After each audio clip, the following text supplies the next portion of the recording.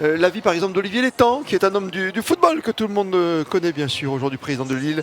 Bonsoir à vous Olivier. Bonsoir. Vous avez suivi cette rencontre, vous avez eu peur pour votre petite pelouse déjà. J'ai remarqué qu'il y avait un sacré tapis vers le poteau de corner qui s'était levé à un moment. Hein. Écoutez, pour être très franc avec vous, je ne sais pas si on doit parler du sujet du stade, parce que c'est un sujet qui mérite particulièrement.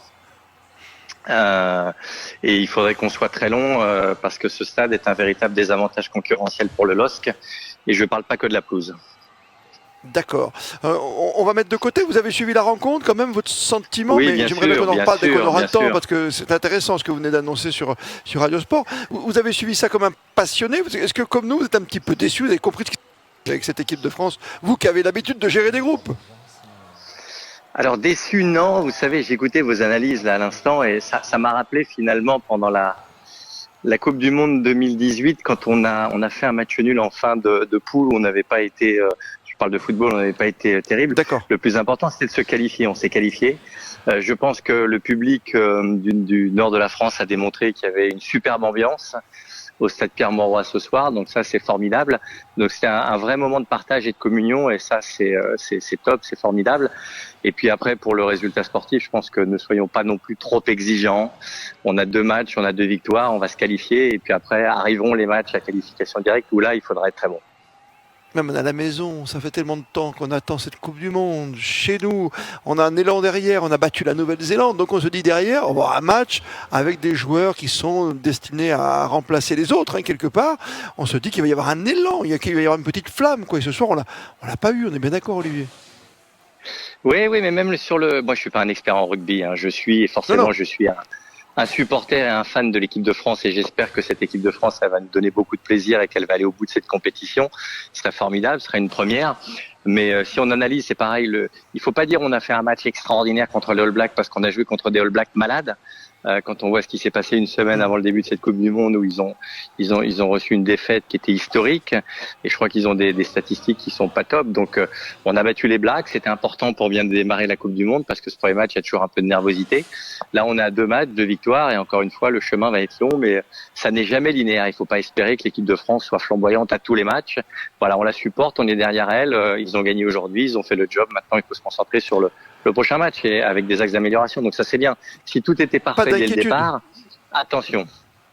Attention quand même, parce que non, on a un petit peu tremblé ce soir, même si le score ensuite est large à la fin, 27-12, et qu'on nous refuse 2 essais en plus, et un seul côté uruguayen. Mais encore une fois, j'ai pas envie d'enfoncer plus le clou que ça. Je suis d'accord avec vous, c'est une compétition qui est très longue. Ensuite on joue la Namibie, on joue l'Italie. Le match le plus important, c'est le quart de finale. On se souvient quand on a joué chez nous la Coupe du Monde 98 en foot, on n'a pas été la meilleure équipe du monde jusqu'au bout. Exactement, on est bien d'accord. Exactement. Si on se rappelle effectivement du match d'ouverture, si on se rappelle du match contre le Paraguay, où à chaque fois ça a été difficile, mais l'important c'est qu'on aille au bout. Donc voilà, on est tous supporters, on est tous derrière cette équipe de France. Je pense que le match d'ouverture était vraiment fondamental, même si les Blacks n'étaient pas formidables, il fallait gagner ce match, on l'a fait. Voilà, maintenant, vous savez, les victoires apportent de la confiance. Ça permet à tout le monde de travailler tranquillement. Ça permet aussi d'être alerté, parce que tous, avant ce match contre l'Uruguay, on pensait que l'équipe de France allait l'emporter facilement haut la main. Tant mieux, ça démontre effectivement qu'il faut être vigilant, et il faudra préparer les prochaines échéances. Et vous avez raison, à partir des quarts de finale, c'est là que la compétition, entre guillemets, va vraiment démarrer.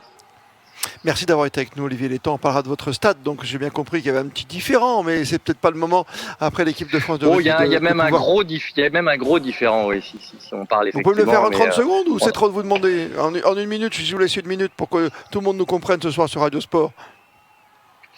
Non, j'ai envie de parler de l'équipe de France de rugby ce soir, de ce moment de communion et de fête dans le nord de la France. Le reste, on en parlera un peu plus tard, mais vous voyez, on joue un match de Coupe d'Europe qui va avoir lieu mercredi à 16h30. On a un loyer qui est le plus cher de France et de loin pour 20 dates dans l'année. Voilà, mais je préfère positiver, parler de l'équipe de France de rugby qui a gagné ce match. Et encore une fois, le sport de haut niveau, c'est aussi des moments de communion, de partage, de joie, d'émotion. Et je pense qu'il y a eu beaucoup de plaisir chez tout le monde ce soir. Et donc, je préfère retenir ça maintenant. Très bien. On vous souhaite le meilleur pour cette aventure européenne, cette nouvelle aventure. Bleus, on va supporter cette équipe jusqu'au bout, en espérant effectivement qu'elle nous rapporte ce trophée pour la première fois dans l'histoire. Merci mille fois Olivier Létang d'avoir été avec nous sur Radio Sport, Je vous en avec toute prie, je vous l'équipe en qui est prie. là.